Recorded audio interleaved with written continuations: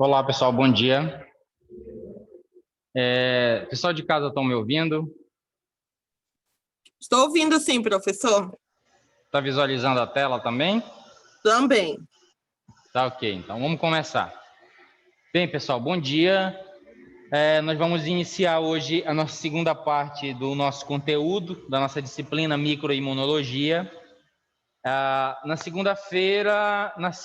sexta-feira, eu enviei para a plataforma para vocês a finalização do assunto sobre imunologia, tá? A gente falou lá um pouquinho de hipersensibilidade e de transplante, principalmente na questão de transfusão sanguínea, tá? Então, lá era o que eu queria falar para vocês para finalizar essa questão da parte da imunologia, que é muito importante para dentro da nossa área. Não é um assunto extinto, é um assunto que vai se fazer presente aqui dentro da microbiologia também, visto que essa disciplina ela é a microimunologia, tá? Então, muitas das coisas nós vamos ver aqui. Nós vamos começar a falar dos micro-organismos agora. Não vamos contemplar todos, mas tem disciplinas que irão estar presentes em outros micro-organismos, como parasitologia, por exemplo. Tá? Então, nós vamos falar aqui, dentro dessa disciplina, de 3 principais grupos de micro-organismos, que são os vírus, as bactérias e os fungos. Tá? São micro-organismos importantíssimos para a vida humana, tanto a nível de desenvolvimento, tanto a nível de agentes infecciosos, que é o que a gente vai ver muito dentro da nossa área, tá? Então, nós vamos ver que esses micro-organismos nem todos são agentes patogênicos, mas alguns deles são. A primeira relação que a gente vê aqui com a imunologia é que quando nós falamos em imunologia sobre antígenos, nós vimos que uma das principais fontes de antígenos são os micro-organismos. Então, são esses organismos que nós vamos começar a falar hoje, que adentrarão o nosso sistema, promoverão um distúrbio, seja ele pontual ou seja sistêmico, né? Então, esse antígeno presente em superfícies, no interior de micro-organismos, eles promoverão essa repercussão dentro do nosso sistema, levando ao colapso muitas das vezes. E nós precisamos conhecer, agora conhecedores da imunologia, e agora passando a conhecer os micro-organismos, nós vamos ver que possíveis intervenções nós podemos fazer nessas situações, tá? Então, não podemos evitar, na maioria das vezes, a entrada desses antígenos, a entrada desses micro-organismos no nosso sistema, tá? Na maioria das vezes, nós não podemos evitar. E, após eles entrarem, nós podemos fazer intervenções. Na verdade, dentro da nossa área de enfermagem, nós podemos fazer algumas intervenções para minimizar a entrada desses micro-organismos, ou mesmo quando eles já estão estabelecidos, como eu acabei de falar, minimizar a possibilidade dos danos que eles promoverão, tá? Então, um exemplo, só para a gente começar a se situar aqui. Se eu tenho uma pessoa já acometida por uma determinada infecção, doente, vamos lá, uma coisa do nosso dia a dia, uma tuberculose, por exemplo. Qual é o papel da enfermagem para fazer a contenção e a expansão desse micro-organismo para outros sistemas, para outros indivíduos? Eu posso isolar esse paciente. Eu vejo muito bem isso em ambientes hospitalares, que eu tenho quartos privativos ou salas de isolamento, como queiram chamar. Isso é uma atitude que eu tomo, evitando com que aquele micro-organismo se expanda, passe para outro indivíduo, tá? Então, essas questões, ela é muito presente dentro da enfermagem, porque eu, como enfermeiro, que vou fazer essas intervenções. Vou colocar meu paciente num quarto privativo, vou evitar que pessoas que não usam equipamento de proteção individual entrem lá e manipulem esse paciente. Eu que vou orientar o familiar que vai visitar esse meu cliente a usar máscara, a usar luva, né? Então, nós temos diversos tipos de isolamento, o isolamento de contato, o isolamento respiratório. Então, como eu falei aqui no início para vocês, muitas das vezes eu não vou poder evitar, mas eu posso minimizar, tá? Na verdade, nós podemos sim evitar, né? Nós tomamos precauções para que isso não aconteça. Então, por exemplo, eu quero evitar que ocorra uma doença, uma infecção sexualmente transmissível. Eu posso fazer campanhas, eu posso orientar, eu posso distribuir preservativo, eu posso fazer um monte de intervenções que é inerente à nossa área, justamente para evitar com que esses micro-organismos se estabeleçam dentro do nosso sistema e cause distúrbio, como a gente já viu conversando, visto que eles são antígenos, visto que ele é uma das principais fontes de antígenos, e isso nós precisamos conversar sobre essa questão dos micro-organismos. Não tenho como fazer uma intervenção se eu não conhecer. Então, por exemplo, agora nós temos conhecimento de imunologia, eu posso fazer intervenções? Posso. Nós vimos lá aqui nas questões das alergias, eu posso fazer intervenção agora medicamentosa, farmacológica, porque eu tenho conhecimento de como se processa, por exemplo, a alergia, quais são os fatores imunológicos envolvidos, tá? Aqui, o conhecimento em relação aos micro-organismos, ele é essencial. Ele é essencial para eu poder fazer intervenções seguras. Quais intervenções? Essa que nós acabamos de conversar. Minimizar o efeito da entrada desse micro-organismo, muitas das vezes impedir a sua entrada, tá bom? Então, antes de qualquer coisa, nós precisamos conhecer. Eu conhecendo, eu consigo trabalhar. Eu conhecendo, eu consigo fazer intervenções que trarão coisas significativas para a minha vida profissional e para a vida dos meus clientes. E como eu falei, nós vamos conversar aqui sobre 3 grupos de micro-organismos importantíssimos. Nós estamos vivendo agora, atualmente, a expansão e a dispersão, na verdade, de um determinado grupo de micro-organismos, que são os vírus, né? Então, nada mais propício do que isso. Nós começaremos a falar, a nossa aula inicial será sobre vírus. Então, agora nós vamos começar a conhecer esse grupo de micro-organismos, a entender, inclusive, o que está se processando agora aqui nesse momento, tá? E eu gostaria que vocês perguntassem, que se interessassem, para a gente poder ter uma boa aprendizagem e conseguir expandir o conhecimento em relação às coisas que estão acontecendo atualmente, tá? Antes de qualquer coisa, nós precisamos entender que os micro-organismos, eles são diversos. Eles estão em diversas categorias, em diversos grupos.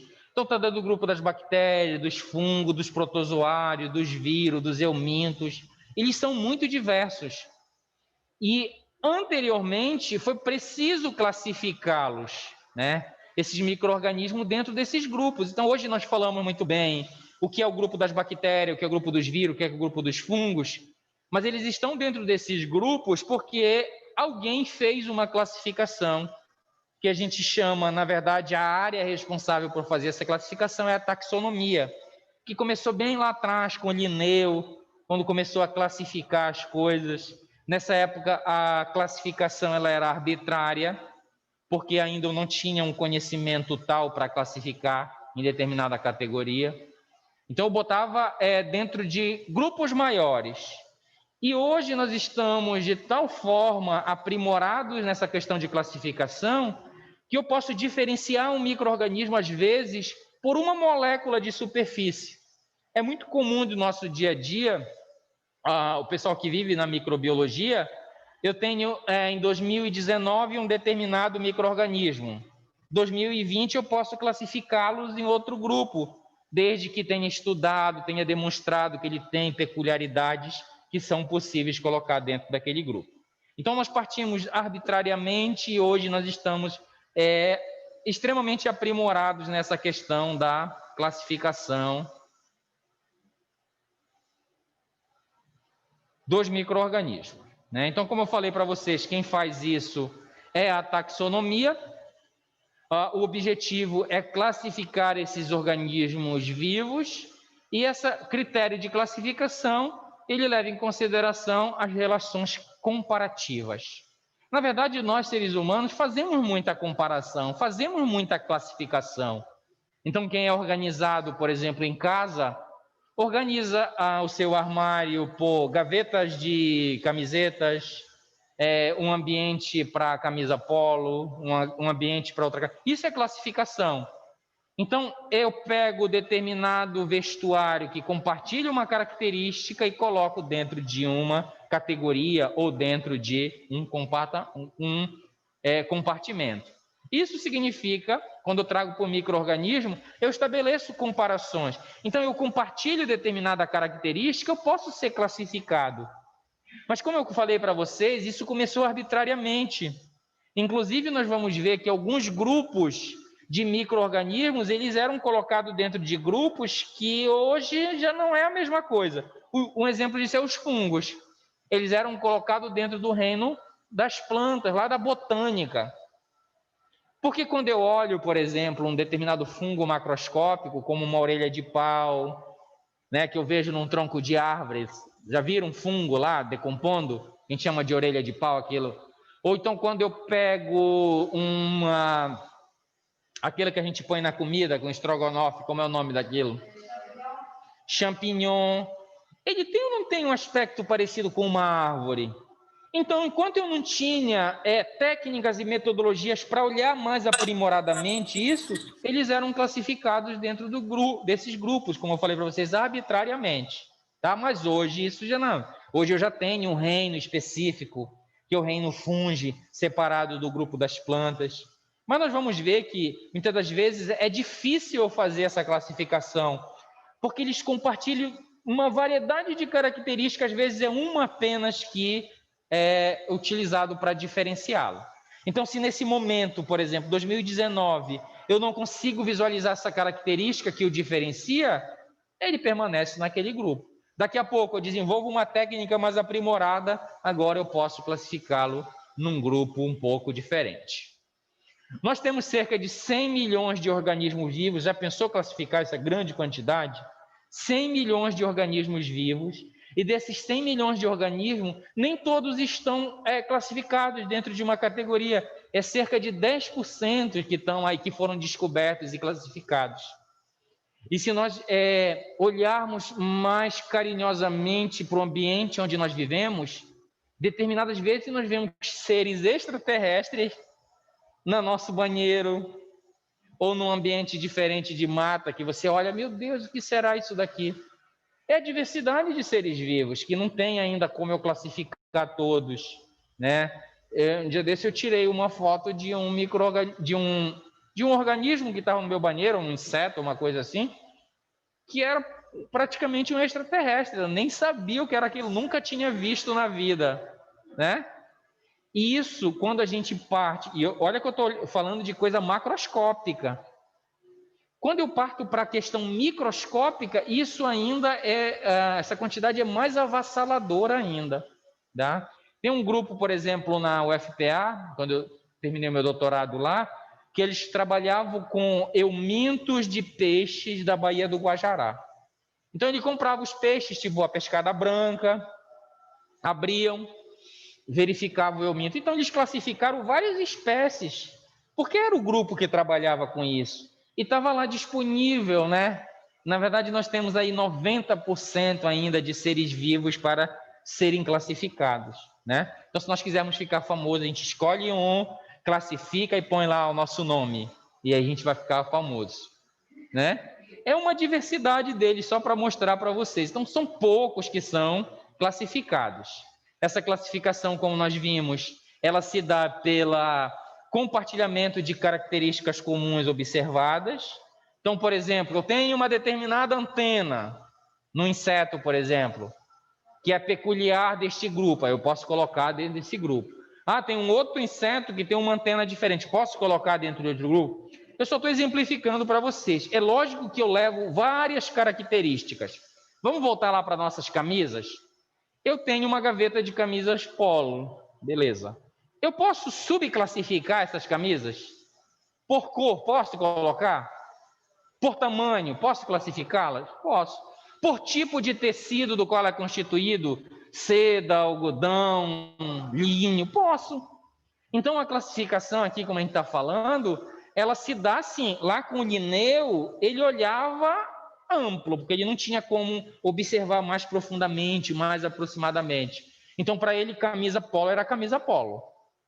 Mas depois alguém vinha, não, olha, essa camisa polo é formada desse tecido, bora classificar ele como camisa polo de algodão.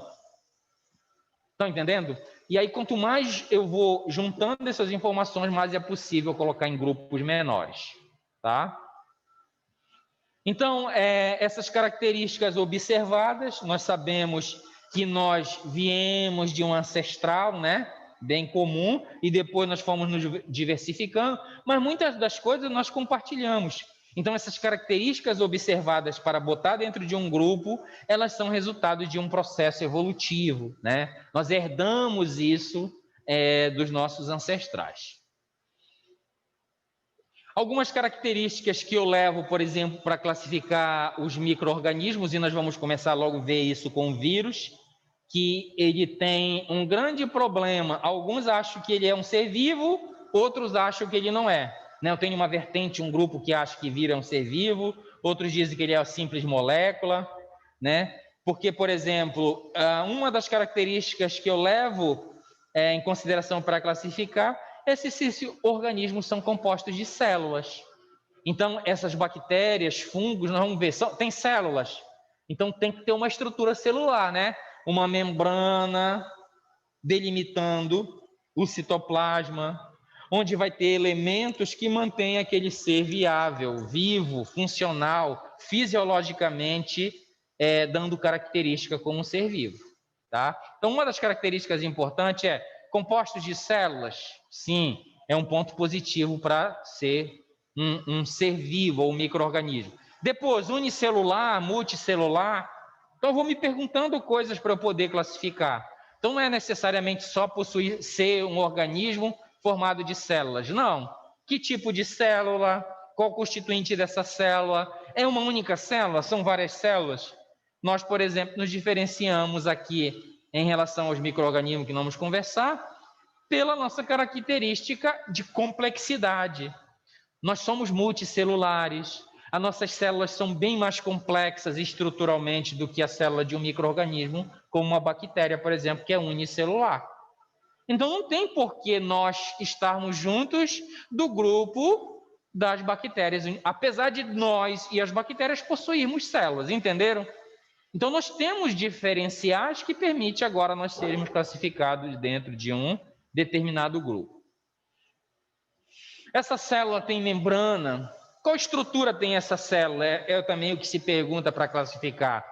Muitos micro-organismos, eles têm sim membranas, mas são membranas diferentes. Então, vamos comparar aqui, por exemplo, a membrana de um fungo, a membrana de uma bactéria e a membrana das nossas células, que a gente chama de célula animal. Todas essas membranas, elas são uma bicamada fosfolipídica. Vocês lembram como em determinado momento eu falei lá na imunologia para vocês que nem tudo do micro-organismo é estranho? Uma das coisas que eu falei que não é estranho é a membrana. Então, não é todo micro-organismo que é antígeno, às vezes é uma molécula dele que é estranha, porque eles também compartilham com nós determinadas características. Então, quanto à membrana da célula animal, que é nossa, do fungo e da bactéria, todas são bicamadas fosfolipídicas. Agora, tem pequenas diferenças? Tem. Tem diferença quanto, por exemplo, a presença do lipídio presente nessa membrana. Então, a nossa membrana tem colesterol. A membrana do fungo tem ergosterol. E a membrana das bactérias não tem este lipídio presente. Vocês estão entendendo? Então, agora eu pergunto, se eu levasse em consideração a característica da membrana, eu poderia classificar agora essas três células em grupos diferentes? Posso. Apesar de todas as três ter bicamada fosfolipídica, mas tem pequenas diferenças. Uma não tem lipídio, a outra não tem, uma tem colesterol e a outra é ergosterol. Tá? Professor, para que serve isso? Isso é importantíssimo.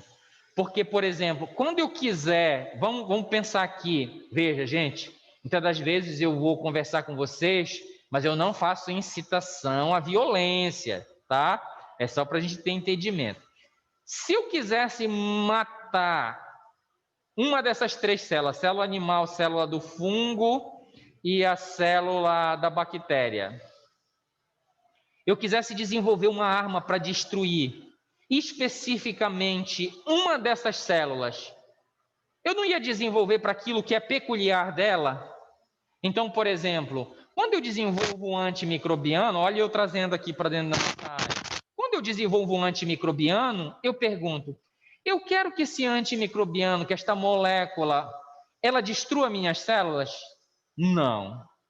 Eu quero que ela destrua qual célula? A célula do micro-organismo que está causando a infecção.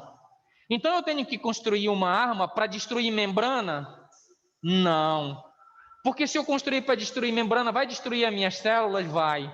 Não é interessante, não seria uma arma interessante.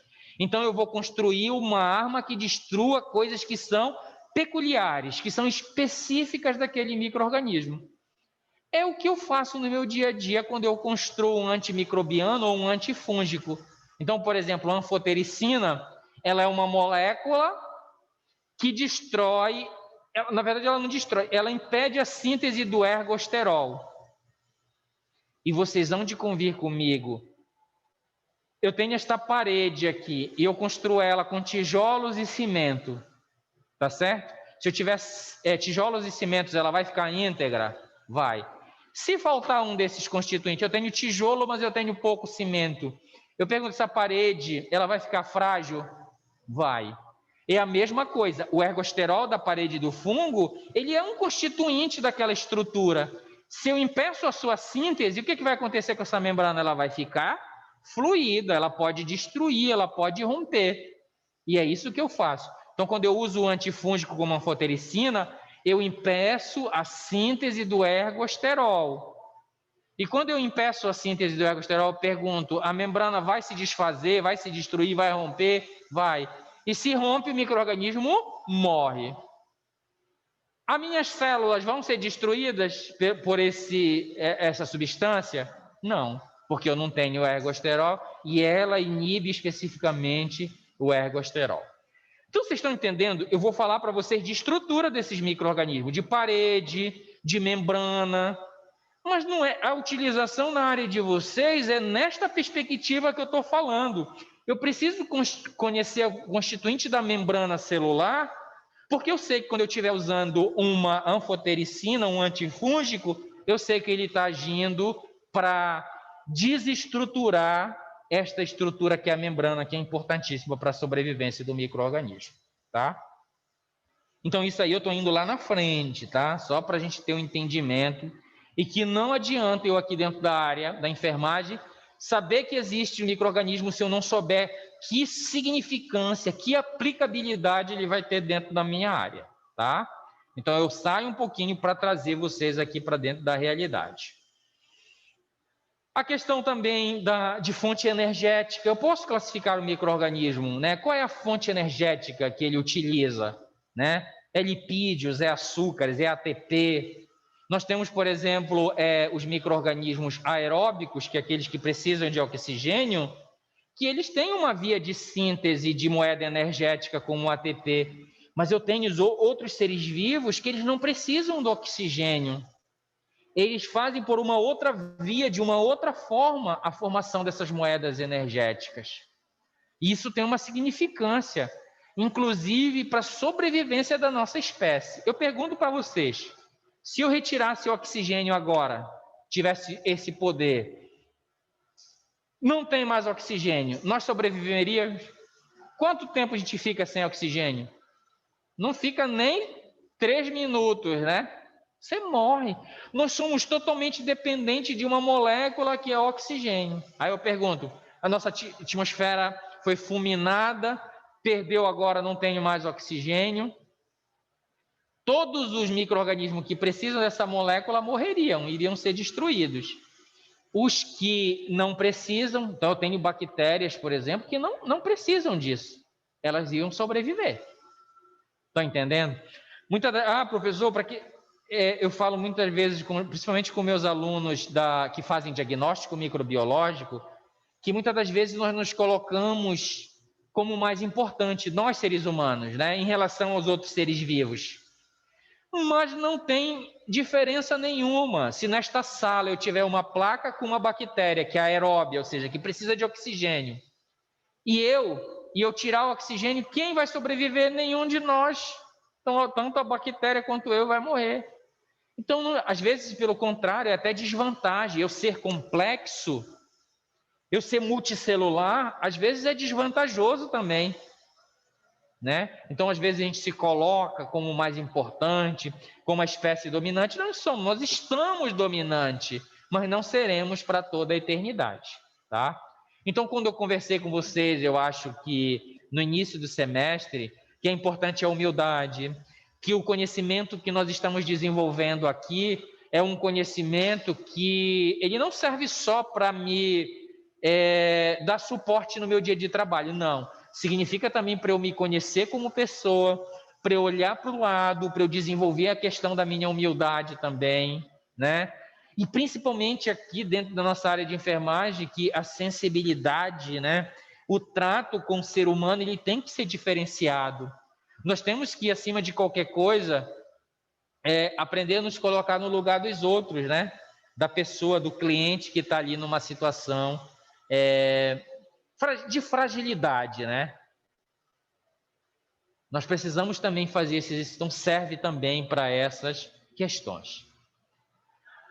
Esses micro-organismos, eles armazenam informação genética onde? É DNA, é RNA, é cromossomo, é plasmídio? Nós vamos ver isso daí.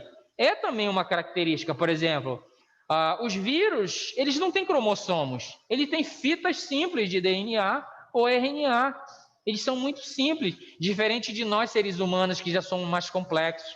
Nós temos cromossomo, né? Nós temos DNA em grande quantidade, nós temos cromossomos, e se nós formos olhar para cada ser vivo, cada um tem a sua característica genética, a forma de armazenar a sua característica genética. Então, por exemplo, às vezes não, professor, mas nós temos, quantos cromossomos que nós temos? 46 de forma diploide, né? 46 cromossomos. O fungo tem 21, tem 31 algumas espécies. Então, não é uma questão da quantidade de DNA que diferencia, é o que tem nesse material genético, né? Qual a informação que é armazenado neste material genético é que dá característica de cada indivíduo, tá bom? Com surgimento, então isso era feito aleatoriamente. Vamos lá, tem células? Tem, então vamos botar dentro desse grupo aqui.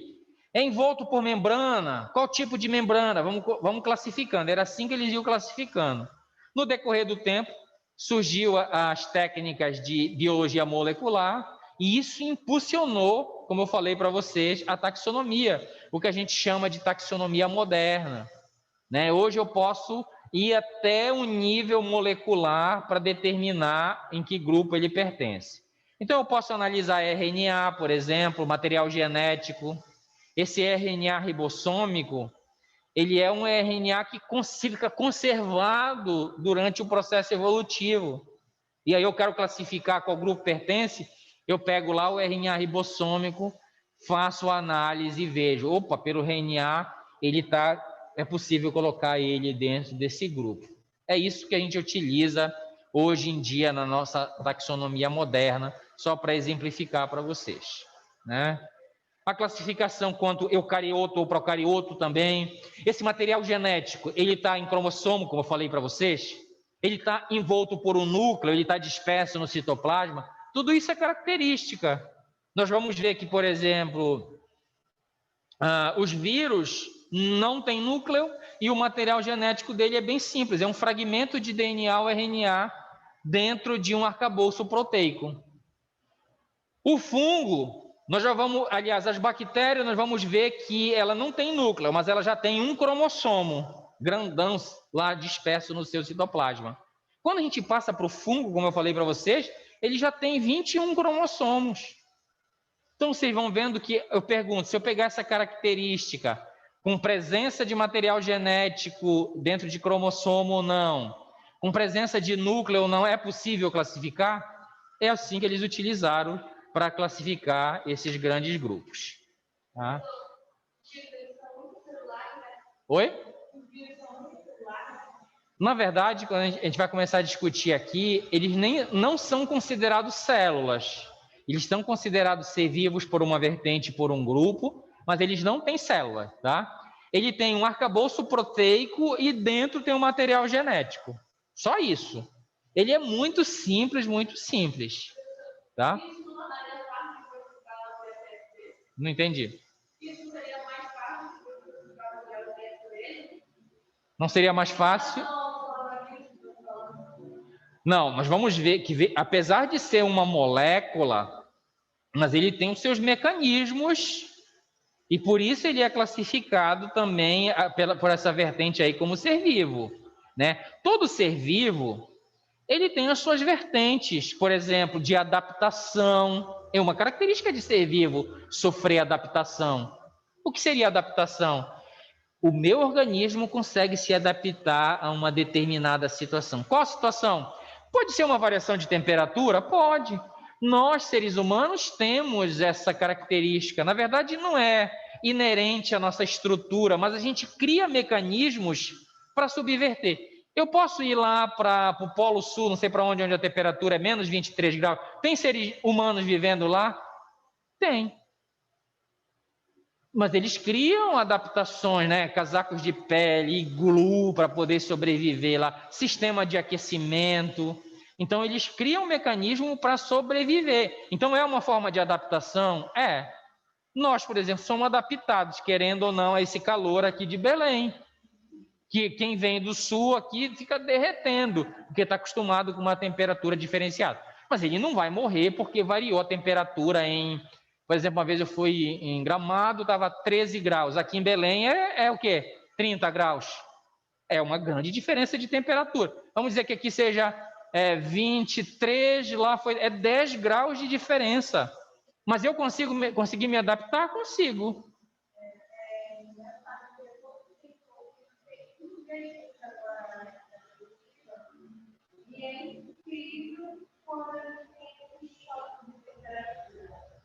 Quando você retorna, eu sofri isso também, você retorna, você sente aquilo ardendo na sua pele aqui.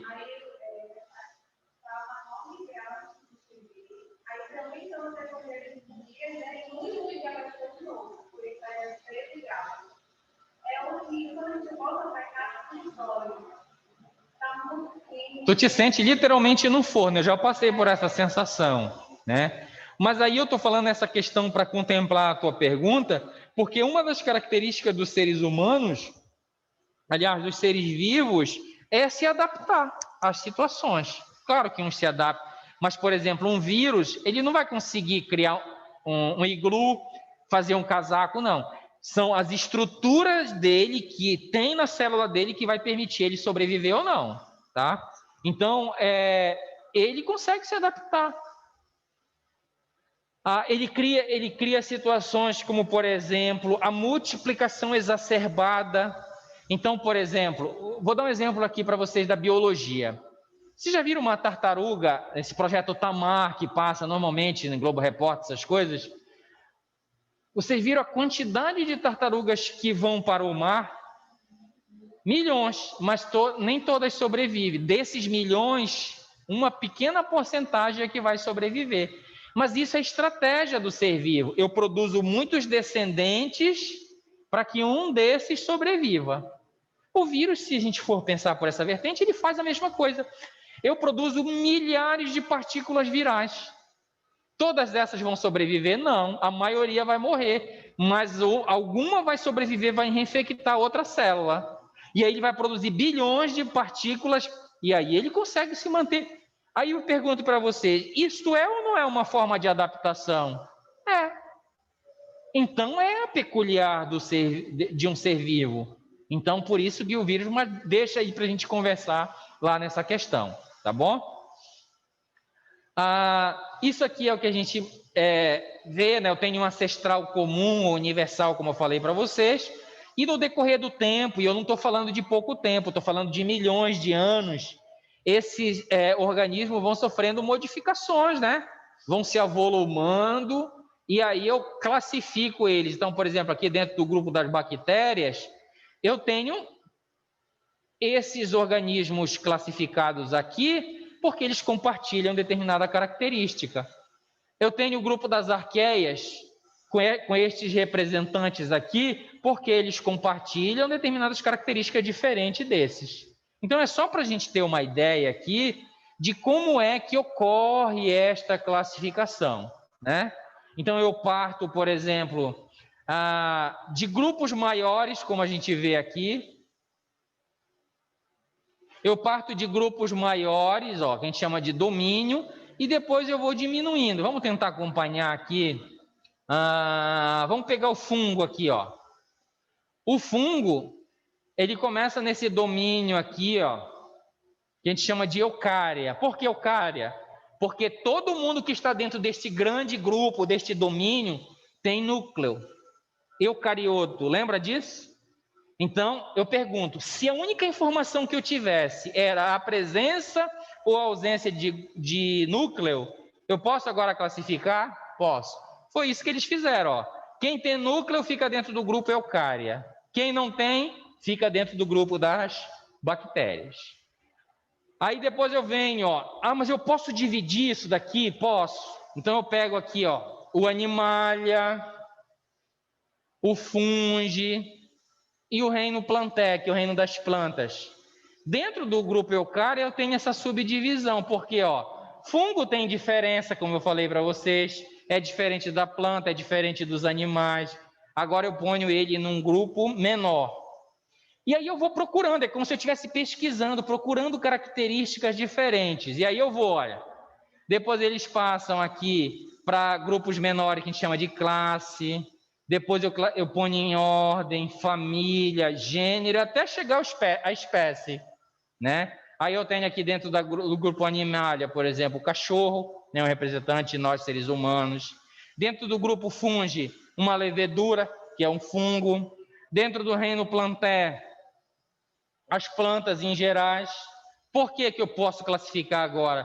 Porque olha, quando eu consigo agora enxergar, eu pergunto, tem alguma semelhança visível entre esses três grupos aqui de micro-organismos? Não, né? E eu vejo que a diferença deles parte desde algo maior até coisas mais ínfimas. Então, quando eu chego aqui em espécie, significa que eu já procurei muitas características que agora é possível colocar dentro desse grupo. Olha aí o das bactérias que a gente falou aqui, ó. Ele está dentro do reino das bactérias porque ele não tem núcleo. Aí eu venho subclassificando até eu chegar a uma determinada espécie aqui, porque eu já peguei tantas características que agora é possível colocar ele em subgavetas e classificar ele especificamente, né? Por isso que a gente diz que é espécies, tá? Pessoal, me orientem a questão do intervalo. A gente vai fazer um intervalo? Não? Hoje a gente segue e termina um pouquinho antes? Pode ser, né?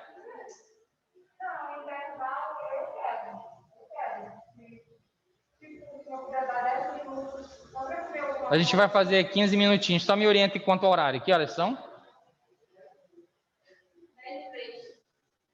10:03. Tá, a gente vai dar uma avançadinha e vai dar um intervalinho aqui, tá? Então, vamos lá. Essa questão da hierarquia taxonômica, como eu estou falando para vocês, é possível classificar, né, levando essas características, por exemplo, as espécies eucarióticas. Nós vimos que elas estão intimamente relacionadas aqui. Por quê? Porque todas possuem núcleo. E quem compartilha isso aqui, ó? Nós vimos o fungo, as plantas e os animais. Então, essas espécies que a gente está falando aqui, eucariótica, elas compartilham essa característica que é a presença do núcleo. As espécies procarióticas que estão aqui dentro do reino das bactérias, elas não aliás, elas compartilham a ausência do núcleo e por isso elas estão à parte aqui, estão classificadas à parte. Vejam que não é só a questão morfológica, tá, pessoal? Ela é também uma questão, além da morfologia, a bioquímica. Porque às vezes eu sou morfologicamente igual a você, mas eu tenho uma bioquímica, eu tenho as minhas peculiaridades. Vocês lembram quando eu falei lá em imunologia, que eu disse que cada sistema é um sistema? Nós dois somos seres humanos, mas você é igual imunologicamente a mim? Não. Você tem as suas peculiaridades. Lembra lá da molécula de MHC que eu falei para vocês? A tua molécula de MHC é só tua, ela tem uma peculiaridade que é só tua. A mesma coisa aqui para os micro-organismos. Mesmo que eles compartilhem característica morfológica, eles têm diferenças. E às vezes as diferenças são apenas bioquímicas. São pequenas diferenças bioquímicas. E isso eu uso também para classificar.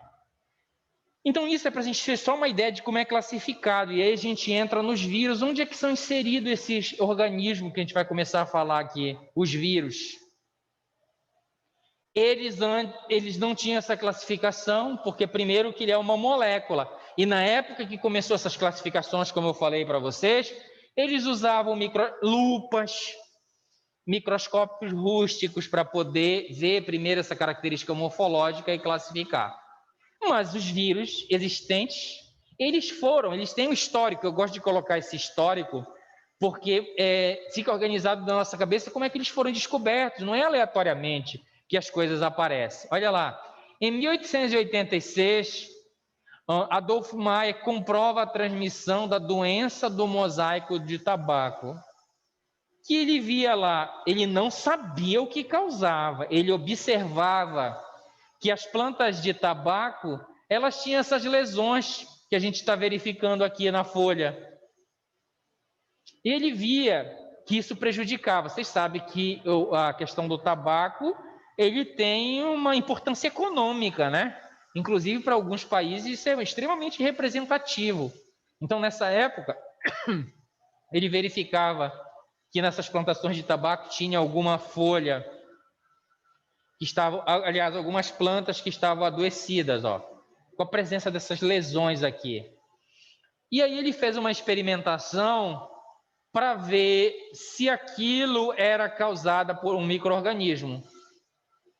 Porque vejam que nesta época que a gente está conversando aqui, em 1886, já se tinha conhecimento sobre micro-organismos, de que eles poderiam transmitir doenças, infecções, passar de pessoa para pessoa, tá? Então ele não saiu do zero, não.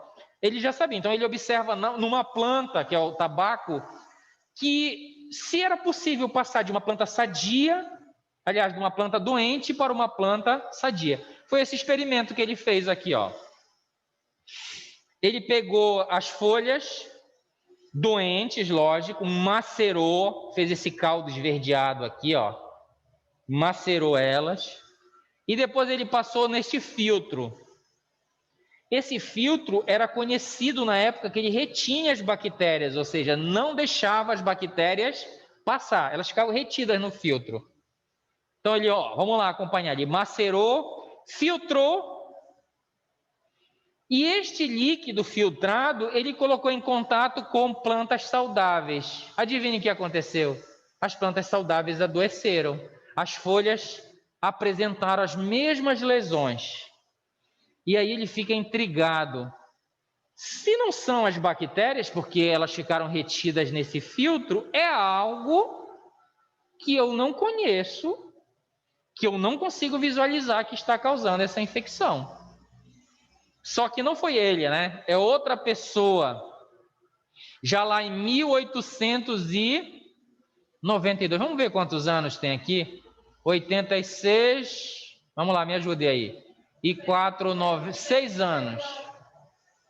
Outro indivíduo, porque como eu falei, na ciência funciona assim. Eu sozinho não vou construir um conhecimento.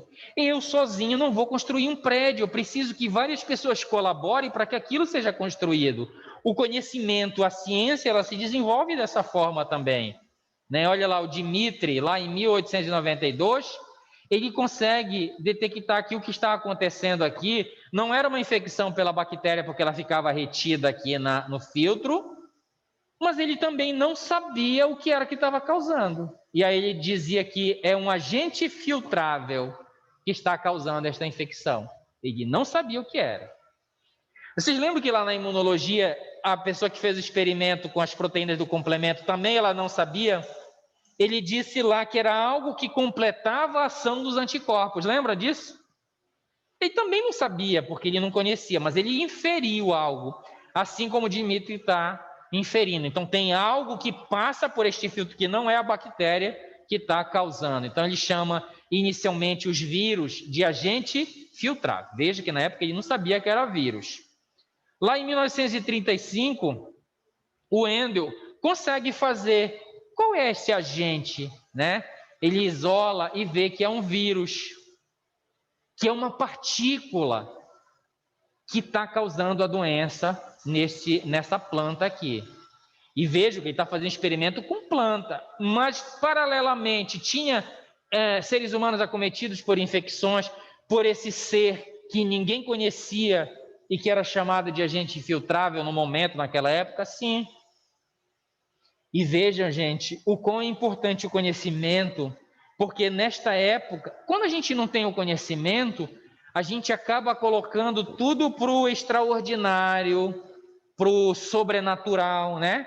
Veja, gente, eu não estou contrapondo a milagres, a religião, não é nada disso. Eu só estou mostrando que muitas das vezes a gente, quando não tem uma explicação científica para determinada coisa, a gente acaba atribuindo ao sobrenatural, né? Então, por exemplo, não vamos muito longe, vamos aqui na época há 500 anos atrás, quando aconteceu a colonização do nosso país pelos portugueses, holandeses. O que foi que aconteceu com os nativos que já viviam aqui? Eles foram foram praticamente dizimados, não pela guerra, não pela subjugação, mas principalmente pela inserção de micro-organismos que para os portugueses, para os holandeses, não causavam uma gripe simples, mas para o indígena que não tinha uma resposta imunológica, aquilo para ele era devastador. E muitas tribos foram dizimadas pela inserção de micro-organismos que o sistema imunológico dos indígenas não tinham como responder. Eles morreram grandemente. E eles não tinham conhecimento, né? Eles eram, vamos dizer assim, selvagens, não sei nem se essa palavra é pejorativa, mas não tinham conhecimento. E eles atribuíam a quem? A castigo divino o que estava acontecendo lá. Mas, na verdade, isso era a verdade? Não. Eram os colonizadores que trouxeram micro-organismos, que eles não tinham resposta imunológica, e acabou dizimando eles. Se a gente pensar, nós estamos em 2020, estamos vivendo o mesmo medo que os indígenas viviam naquela época. Só que agora estamos vivendo um medo com conhecimento, né? A população mundial tem resposta contra o coronavírus imunológica? Não. É um micro-organismo novo e todo mundo está sujeito, inclusive a ser dizimado, se eu não fizer as intervenções que nós estamos fazendo, né? Hoje em dia nós temos aparatos nesta área aqui, temos conhecimento para fazer intervenções seguras. Vocês viram que surgiu o primeiro caso lá na China e rápido o mundo já sabia que aquele vírus estava. E aí já começaram a trabalhar, né? Os cuidados, a Organização Mundial da Saúde. Está aqui hoje todos nós de máscara. É uma forma da gente se defender, porque nós não temos ainda resposta imunológica. A maior parte da população não entrou em contato com esse vírus ainda. Então é um grande risco que a gente corre. Estamos sofrendo o mesmo medo que os indígenas sofreram naquela época. Só que hoje a gente já não atribui mais a questões divinas, né? A gente sabe que é um micro-organismo que pode surgir, que pode sofrer mutação, que pode sair de um ser vivo que não humano e depois passar para nós. Nós vimos isso e está se tornando cada vez mais rotineiro. Vocês lembram, e não faz muito tempo isso, porque às vezes a gente esquece, tem a mente curta, vocês lembram da gripe suína, da gripe aviária? Era vírus, micro-organismos que viviam em aves, em porcos, e que em determinado momento passaram, né, para dentro do nosso sistema e conseguiram se adaptar a este sistema aqui. Ia causar dano. E aí o problema é que ele vive lá na ave, mas nós nunca entramos em contato direto com ele. E agora ele pode causar um distúrbio porque eu não tenho resposta ainda, tá? Então nós estamos vivendo essa situação atual e o nosso conhecimento é que irá nos salvar. Porque se eu sei que eu falando diretamente próximo a você, eu posso transmitir o vírus, eu vou evitar isso. E isso já minimiza. Eu sei que vai levar muito tempo para que a maioria da população crie imunidade, e a forma mais segura de eu fazer com que a maior parte da população crie imunidade é vacinando. Eu não quero que a infecção se estabeleça. Eu quero ensinar a maior parte da população vacinando o sistema imunológico dela aprender a reconhecer aquele vírus, porque ele vai ficar circulando, ele não vai desaparecer. E, infelizmente, a gente vê muito isso. Passou uma onda aqui em Belém, né? Todo mundo ficou amedrontado, era gente atrás de medicação, foi uma coisa assim que eu nunca vi. Todo mundo, as unidades de saúde fecharam as portas porque não tinha mais, tá? Então, essas questões do conhecimento vai ser salvador. A gente pode tomar essas atitudes que é muito importante dentro da nossa área para minimizar, como eu falei aqui no início da aula, tá? Então, aqui ele detecta, ele mostra que é um agente filtrável, ainda não sabia. Lá em 1935, ele é feito o isolamento por Wendel do vírus do mosaico do tabaco, mas porque ele consegue determinar, porque nessa época eu já tinha tecnologia química, tecnologia de determinação estrutural desse vírus, né, como a cristalização, por exemplo. Então ele pegava esse caldo aqui e fazia com que as partículas se agrupassem, se cristalizassem, e aí era mais fácil eu visualizar. Já tiraram o pó da casa de vocês? Muitas vezes eu não vejo o pó do chão aqui, por exemplo, eu não estou vendo. Mas se eu passar uma vassoura e juntar aquilo, eu não consigo tornar aquilo mais visível. Foi o que ele fez aqui usando a química e análise estrutural. Ele agrupa isso, e isso agora agrupado eu consigo avaliar. Ele consegue determinar a estrutura viral, né? Lógico que no decorrer do tempo eu desenvolvo microscópios mais potentes, como por exemplo o microscópio eletrônico, e o que nós vemos hoje, eu consigo dizer hoje para vocês, olha, o vírus da hepatite C é desta forma, o vírus Ebola tem esta morfologia, tem este material genético, ele se deveu a esse conhecimento primário que foi desenvolvido lá atrás, tá? Aí a gente já começa a entrar, então veja só, eles descobriram que é um micro-organismo, praticamente uma partícula, que é capaz de causar infecção, tá? Aí a gente entra na questão dos vírus. Os vírus, eles são classificados, olha aí. Então veja, se eu sei agora que existe uma partícula capaz de causar infecção, eu posso classificá-la? Posso. Aí vão analisar e eles classificam o vírus, por exemplo. Quanto ao material genético, aí eles perguntam, o que tem aqui dentro desta partícula? É DNA ou RNA? É RNA. Então eu classifico agora como vírus de RNA. Não, é DNA que tem. Agora eu vou classificar com vírus de RNA. Então a primeira pergunta que é feita é, esse vírus é de DNA ou RNA? Beleza, classifiquei. Quando o vírus ele é de DNA, ele tem um fluxo que a gente chama de fluxo de informação genética, que é o mesmo fluxo de informação genética nossa. Olha lá, eu tenho DNA lá no meu cromossomo, certo? Esse DNA ele é lido e transformado no RNA mensageiro, lembra disso? E esse RNA mensageiro ele é traduzido lá pelo ribossomo em proteínas. Esse é o fluxo de informação genética, DNA, RNA e proteínas. Então, o vírus que tem DNA, ele vai fazer esse mesmo fluxo de informações, né? Olha aí, ó. DNA vai fazer uma cópia que a gente chama de RNA mensageiro e depois o ribossomo vai transformar isso numa proteína. Isso funciona para nós e funciona para os vírus que têm DNA. Aí eu te pergunto, nós compartilhamos então essa característica com os vírus? Compartilhamos com os vírus que têm DNA. Eu tenho vírus que são de RNA, que é uma molécula simples, né? Uma fita simples de material genético. E aí eu tenho os vírus de RNA que não são retrovírus. E aí, quando a gente for falar de estrutura viral, ele tem, o que é um vírus? Ele é um arcabouço de proteína, como se fosse essa minha mão aqui, e aqui dentro ele tem material genético, que pode ser DNA ou RNA, como eu falei para vocês, tá?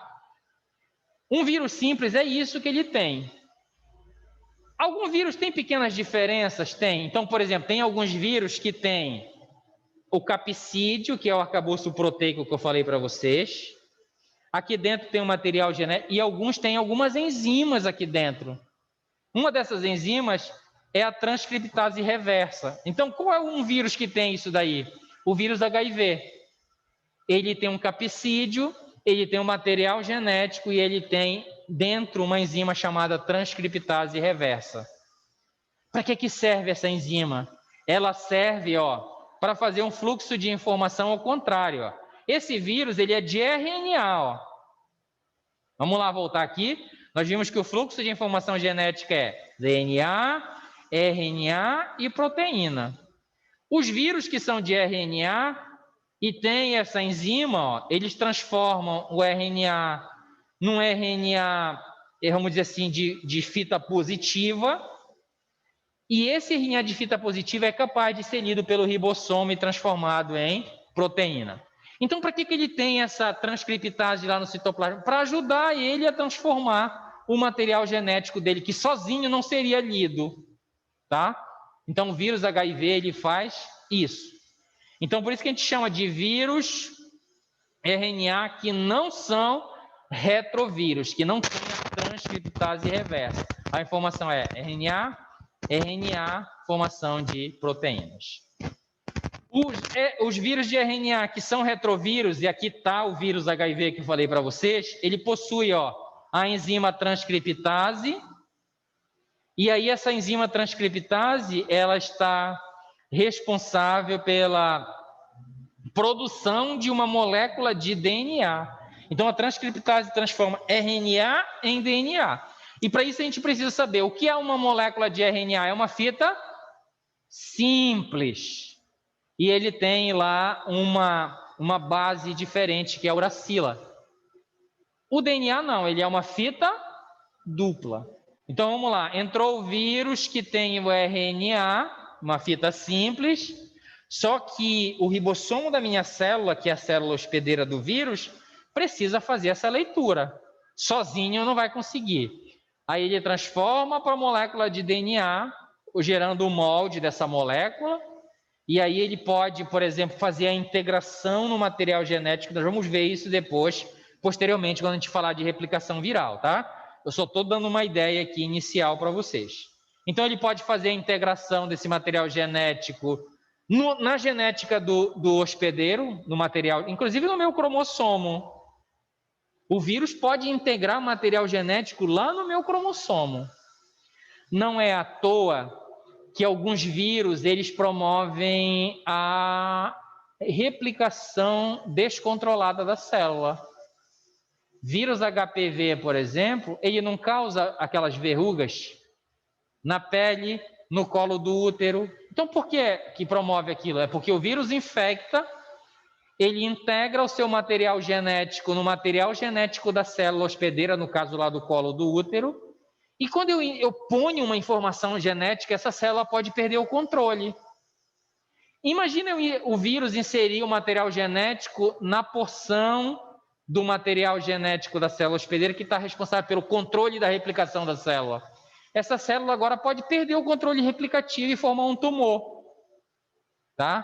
Então, só para a gente ter uma ideia aqui de que ele pode integrar o material genético lá e fazer com que essa célula perca controle replicativo. Tá? A gente vai fazer o intervalo e aí volta para ver aqui a questão da morfologia dos vírus. Tá bom? Deixa eu fazer uma pausa aqui.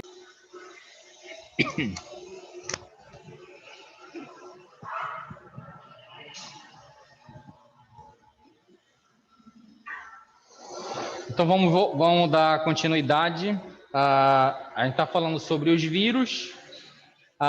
Nós já vimos que os vírus eles foram descobertos de forma significativa, né, direta, mas ainda não se sabia a visualização morfológica deles direta, sabia repercussões que eles produziam, que era, por exemplo, lá naquela questão infecções em plantas, né? Que o primeiro vírus lá foi o mosaico do tabaco. Nós vimos que as técnicas químicas, microscópicas se desenvolveram de tal forma que hoje a gente já consegue definir o que são vírus, o que são a sua morfologia, se são vírus de DNA, de RNA, tá? Então, hoje nós já somos capazes de classificá-los. Lembra da taxonomia que eu falei para vocês? Então, esses seres que eram denominados agentes filtráveis, invisíveis, agora com essas metodologias novas, é possível fazer a sua classificação. Ou seja, usar uma taxonomia para conseguir fazer a sua categorização.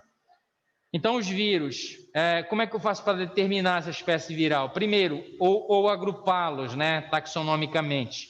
Primeiro, eu verifico a sua similaridade morfológica, assim como acontece para os outros seres vivos.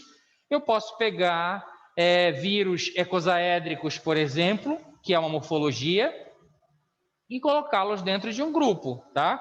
Eu estou levando em consideração uma característica apenas, que é a sua forma. Então, quanto à similaridade morfológica, é possível classificá-los? Sim. Quanto à questão genética, como eu falei, é possível? Eu determino vírus que têm material genético de RNA ou DNA e alguns vírus que têm as suas particularidades, como a presença, por exemplo, de determinadas enzimas dentro do seu citoplasma, tá? E aí eu posso classificar, como eu falei para vocês anteriormente, os retrovirais, ou seja, que tem a enzima transcriptase reversa, ou os que não têm, tá bom? Então, essas características que foram pegadas para classificar. E se a gente olhar para essa figura aqui, a gente consegue visualizar a diversidade de morfologia que esses vírus têm, né? Aqui, o vírus da hepatite A, né? Ele possui essa morfologia. Vamos lá. A da hepatite B, olha como ele é. E aí nós já conseguimos ver agora pequenas diferenças. E entrar na questão morfológica, olha lá. Esse vírus aqui, ó, vírus da hepatite A, ele é um vírus que tem capsídio, tá vendo? Isso aqui é proteínas que se agrupam formando essa estrutura que a gente chama de capsídio. E lá dentro ele tem um material genético, ó, que é o RNA. Então, eu digo que o vírus da hepatite A, ele é um vírus que tem o material genético na forma de RNA. Então, é um vírus de RNA que a gente chama, tá? O vírus da hepatite C, agora eu pergunto para vocês, todos os vírus que causam hepatite são iguais? Não, a gente está vendo aqui que, por exemplo, eu tenho 3 tipos de vírus que causam hepatite. Ó, o vírus da hepatite A, o vírus da hepatite B. Aí eu pergunto para vocês, morfologicamente tem diferença? Tem. Olha como ele tem o acréscimo de uma outra estrutura externa, que a gente chama de envelope ou cápsula, tá? Então vamos lá. Ele tem o capsídeo, olha, proteína. Se eu levasse em consideração só o capsídeo, eles são diferentes ou são iguais? Iguais, tá? Vamos pegar uma outra característica. Vamos colocar agora num lugar.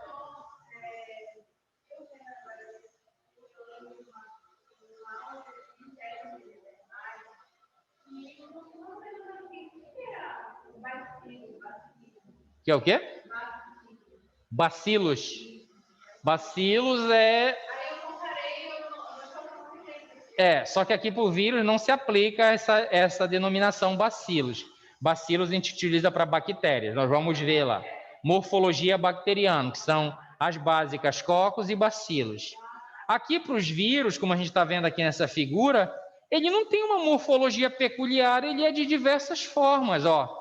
Ele parece um bastão, como você está falando, esse daqui, ó, tá vendo? Ele é ecosaédrico, então ele tem diversas morfologias. Então não é igual o fungo e a bactéria, que tem morfologias peculiares. Por exemplo, as bactérias cocos e bacilos, os fungos, leveduras e filamentos, que são as hifas, tá? Aqui para o vírus é uma diversidade de morfologia que você... Não diria mais complexo, eu diria mais diversificado quanto à morfologia, seria a palavra, tá? Ele é mais diverso quanto à morfologia, tá? mas ele não é mais complexo. Ele é simples, nós vamos ver. Nós já estamos vendo aqui que ele é simples. Ó. Ele é um arcabouço proteico ou capsídeo contendo material genético. Tá? Então, se nós fôssemos taxonomistas agora, então vamos classificar, e eu tenho esses dois vírus, o vírus da hepatite A e o vírus da hepatite B. Quanto ao capsídeo, eles são diferentes? Não, são iguais. Se eu levasse só essa característica, eu poderia botar eles agora dentro de um grupo só? Poderia. Mas vamos olhar agora mais aproximadamente. Quanto ao material genético, o vírus da hepatite A é um vírus de RNA. Vamos lá ver o vírus da hepatite B, ele é um vírus de... agora eu pergunto para vocês, eles estavam num grupo só, posso colocar ele em dois grupos diferentes? Por causa da característica. Vamos avançar um pouquinho mais. O vírus da hepatite B, ele tem esse envelope, ó, tá vendo? Diferente do vírus da hepatite A, ele tem esse envelope? Não tem. Então, estão vendo como é que eles usam para classificar? É lógico que eu só tenho como classificar se eu conseguir ver essa estrutura. E foi preciso que as metodologias e as técnicas se desenvolvessem para que eu conseguisse enxergar isso. Então, hoje, como eu falei para vocês, a gente fala, olha, esta é a estrutura do vírus da hepatite A. Ele tem um capsídeo e material genético de RNA. O vírus da hepatite B, ele tem um capsídeo, material genético de DNA e um envelope. Agora eu pergunto para vocês, de onde vem este envelope? De onde surgiu este envelope? Esse envelope, ele é da célula hospedeira. Uma das características dos vírus é que ele é intracelular obrigatório. Ele precisa de uma célula para formar novas partículas virais. Se ele não tiver uma célula hospedeira, ele não vai formar novas partículas virais, tá? Ele pode ficar no ambiente cristalizado, por exemplo, tá? Não, sem se multiplicar, não tem como. Ele não tem estrutura bioquímica para se reproduzir. Ele sempre vai precisar de uma célula hospedeira, tá certo? Então, agora vejam bem. Se ele precisa de uma célula hospedeira, é qualquer célula que ele vai conseguir entrar? Eu pergunto, vamos lá, para o nosso dia a dia. Eu consigo entrar em qualquer sala aqui? Todas têm portas, cada uma tem uma chave específica, concorda comigo? Nós não entramos porque já estava aberta. Mas se as portas estivessem fechadas, trancadas, a sala, qual é essa sala aqui? 53. É a chave do 53 que vai permitir com que eu entre aqui. A chave, se eu tiver a chave do 52, eu entro aqui? Não. O vírus é a mesma coisa. Ele só entra em células específicas. Por quê? Mas aí já não é chave, é molécula de superfície que a gente tem falado, né? Então, por exemplo, as células do colo do útero têm moléculas de superfície e o vírus HPV tem o encaixe perfeito nessa molécula. E ao encaixar, ele é capaz de entrar na célula agora. Então, vocês estão entendendo agora com essa simples informação, por que vírus não entra em todas as células? Porque ele só entra na célula na qual ele consegue se ligar especificamente. Então, o vírus HPV só entra em células, claro, a espécie, né? 16 e 18 só infecta colo do útero. Aqueles vírus, o vírus HPV que causa aquelas verrugas vulgares que a gente tem na pele mesmo, ele só infecta esse tipo de célula. O vírus da AIDS infecta qual célula? Da sanguínea. É uma do sistema imune que nós falamos, qual é? Ele só infecta o linfócito TCD4. Ele não entra em nenhuma outra célula. Por que ele só entra no TCD4? Porque é os receptores do TCD4 que se... Aliás, os receptores... olha aqui, tá vendo aqui, ó? Essas moléculas, elas se encaixam perfeitamente em algum receptor, elas são complementares igual chave e cadeado. Então, por exemplo, a gente vai falar aqui, ó, já falando de... Esse aqui é o vírus HIV, ó, tá vendo? Ele é um, vamos lá acompanhar a estrutura dele, ó. Ele tem um capsídeo, tá vendo aqui, ó? Isso é proteínas que se agrupam aqui formando o capsídeo. Dentro ele tem o material genético do capsídeo, que é qual é o material genético do vírus HIV? RNA. Que mais que ele tem? Olha o que ele tem aqui, uma enzima chamada transcriptase. É esta enzima que ele vai utilizar para transformar o RNA em outro RNA que pode ser lido pelo ribossomo da célula hospedeira, tá? Se não, então ele já tem uma enzima. Olha como ele tem uma diferença. Vamos ver se os outros vírus que nós vimos aqui tem também. Olha só, o vírus da hepatite B tem também, ó, uma enzima chamada polimerase, tá vendo? Tem uma polimerase. Eu acho que aqui o vírus da hepatite B tem esse, que eu não sei o que significa essa sigla aqui, tá? Mas voltando para cá, o do HIV tem a transcriptase reversa. Então, ele é um capsídeo, material genético de RNA e a transcriptase reversa. E ele tem aqui, olha o que ele tem aqui, o envelope. Este envelope, ele leva da célula hospedeira, quando ele sai da célula. Quando ele sair da célula, ele vai levar um pedaço da membrana. E essa membrana vai se fusionar em volta do capsídeo dele, tá vendo? A minha pergunta para vocês agora é: vocês acham que esses vírus envelopados estão mais protegidos ou menos protegidos? Mais protegido contra o sistema imunológico, por exemplo, tá? Eles estão mais protegidos. Nesse envelope aqui do HIV, olha lá, ele tem proteínas importantes, olha. Quais são as proteínas, ó? AGP120 e AGP41. São duas proteínas juntas. Esta proteína, essas duas proteínas, é que se encaixam no receptor do linfócito TCD4. Adivinhe qual é o receptor? O TCR e o CD4. Principalmente, na verdade, é o CD4 e o CCR5. Vou mostrar para vocês. Essas proteínas GP41 e 120, elas se encaixam no CD4 e na CCR5, que é uma outra proteína que tem aqui próximo. E aí ele acaba entrando na célula. Eu vou passar um pouquinho para frente só para mostrar para vocês. Não sei se está aqui, ó. Estão vendo aqui? O vírus HIV, ó. Tem um capsídeo, material genético, transcriptase, e aqui no envelope dele, quais são as proteínas que ele tem? A GP120 e a GP41.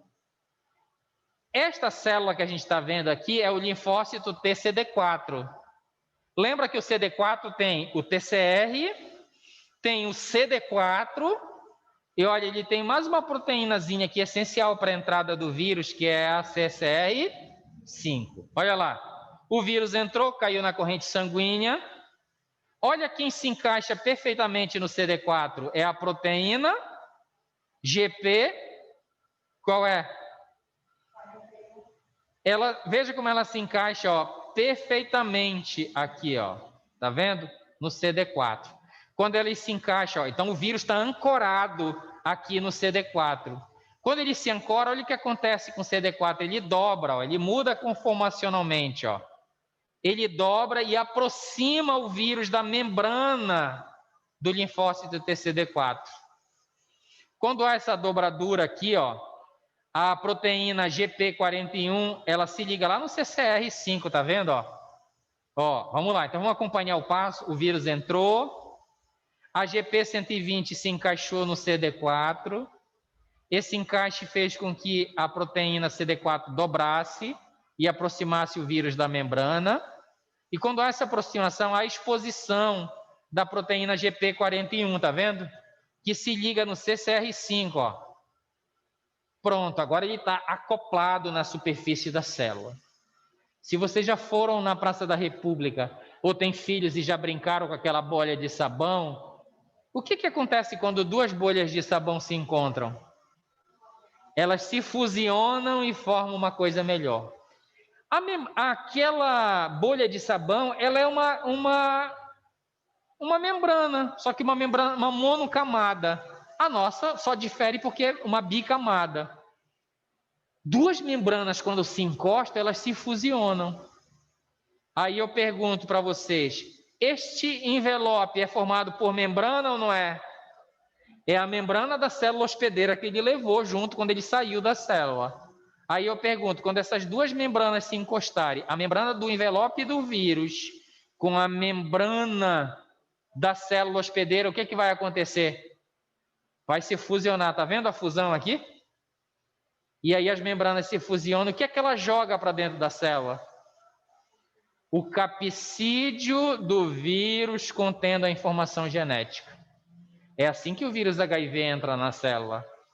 E vocês estão vendo como é bonito isso, e como isso acontece através da interação molecular? Tá? Eu estou adiantando, depois vamos conversar um pouquinho mais sobre isso. É só para mostrar aqui que os vírus eles possuem diversas estruturas, né? Eles são diversos quanto à sua morfologia, mas a morfologia básica dele é capsídeo, material genético, alguns têm enzimas e alguns têm envelope, nem todos são envelopados, tá? Esse aqui é o desenho, esse aqui, olha aí, nós temos microscópio hoje que é capaz de visualizar o vírus. Olha aí, partícula viral, ó. Esse é aquele que a gente está acostumado a ver, a gente chama de bacteriófago, que infecta bactérias, que é igual uma nave espacialzinha. Ele chega e se encaixa na superfície da bactéria e joga o material genético para dentro, né? É esse aqui, ó. Esse aqui já é um outro vírus, olha como ele é diferente estruturalmente. Então vejo que eu tenho como estudá-los, porque eu tenho técnicas mais aprimoradas, microscópicas, químicas, enfim, uma diversidade delas. Tá? Então, por isso que eu posso falar com propriedade para vocês, olha, o vírus do hepatite A tem esta estrutura especificamente, tá? Então, vamos lá agora, veja que nós estamos tornando um pouco mais palpável isso daqui. Vamos conversar sobre as características gerais dos vírus, né? Porque se eu posso agrupá-los, então é porque eu sei as suas características. Então, eu já tenho muito bem definido a sua característica. Primeiro, que eles são organismos acelulares. Nós já sabemos o que é uma célula, que nós falamos no início da aula. São o quê? São estruturas organizadas, né, envoltos por uma membrana que organiza ou que encerra no citoplasma alguns elementos que estão envolvidos no metabolismo e sobrevivência daquela célula. Por que o vírus é acelular? Porque ele não tem... Primeiro que ele não tem membrana. Tem membrana? Não. Aquele arcabouço proteico a gente não chama de membrana, a gente chama de capsídeo ou arcabouço proteico. Então, primeiro que ele não tem membrana. Segundo, ele tem complexidade dentro, o que ele envolve ali é complexo? Não.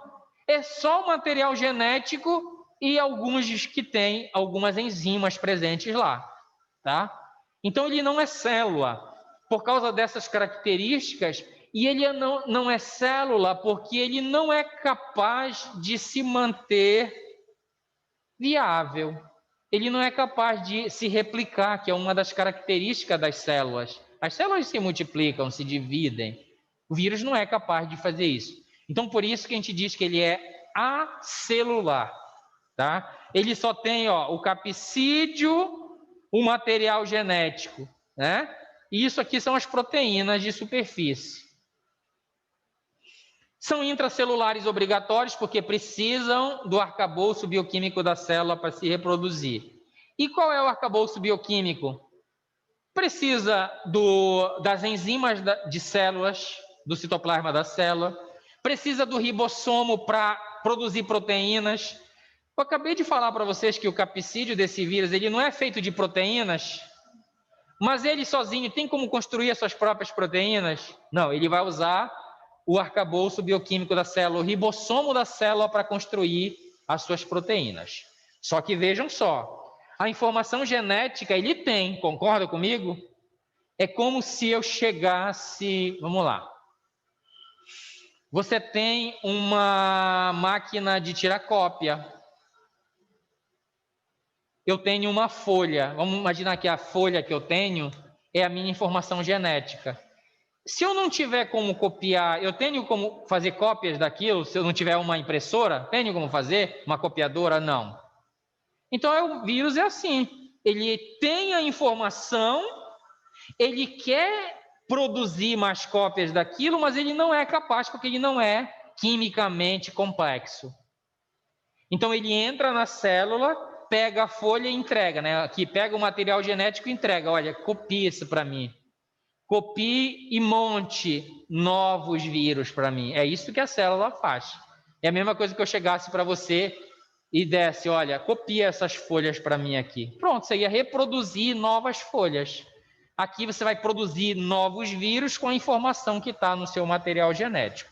Então, a informação genética ele já traz, ele já tem, ó, aqui contido no seu material genético, tá bom? Então, ele é intracelular obrigatório, usa a maquinaria bioquímica da célula hospedeiro, mas é qualquer célula? Não, cada vírus vai ter o seu grupo específico de células. O vírus da hepatite vão entrar nos hepatócitos, o vírus HPV 16 e 18 vão entrar na célula do colo do útero, né? E assim por diante. O vírus HIV, ele vai entrar em qualquer célula? Não, só na célula do sistema imunológico chamado linfócito TCD4, né? Então vejam que este conhecimento é importante porque, por exemplo, imagina vocês consultando um paciente com HIV. Você recomendaria que ele separasse os utensílios domésticos dele? Colher, prato? Não, né? A gente não utiliza isso, né? Porque, por exemplo, ele precisa estar na corrente sanguínea, ele precisa entrar para ele infectar aquela célula especificamente. Então, por exemplo, a toalha, ou eu sentar no banco que uma pessoa que tem o vírus sentar, não é assim, não é dessa forma que acontece, né? Nós sabemos que a principal via de transmissão é a via sexual, porque na cópula, no ato sexual, vai ter microlesões e o contato de líquido corpóreo com líquido corpóreo vai fazer com que o vírus chegue na minha corrente sanguínea e infecte o linfócito TCD4. Se eu fizer uma transfusão sanguínea, né, hoje em dia isso é muito rígido, né? É feito toda uma bateria de exames antes de você doar. Se eu fizer a transfusão contendo o vírus, é lógico que eu já estou deixando ele diretamente lá na corrente sanguínea. Então vejo que o conhecimento, ele retira essas amarras, né? Esses tapumes que tem que não deixa a gente ver, não deixa a gente trabalhar de forma adequada. E nós, como profissionais, temos que tirar isso. E como é que a gente tira isso? Adquirindo conhecimento, né? Porque eu vou recomendar e vou recomendar com segurança, porque eu sei que aquilo não vai se passar daquela forma. Hoje em dia, nós bem sabemos que, eu acho que pode, vamos lá, me ajudem aí vocês que têm mais contato com a área de vocês aí. É possível ter parto normal, né? A paciente com HIV, eu tomo todo um cuidado de administrar antirretrovirais, de baixar a carga viral dela ao máximo, para minimizar a possibilidade da criança. Então, o filho pode já nascer sem o vírus. Mas de onde é que veio isso? Do conhecimento, né? Da manipulação adequada desse sistema, como eu estou falando para vocês. E é por isso que nós estamos hoje aqui, começando a entrar em contato pela primeira vez com esse grupo de micro-organismos que são os vírus, para a gente começar a conhecer, começar a trabalhar com eles e não ficar com medo, né? A gente só faz a coisa com segurança quando a gente tem conhecimento, tá?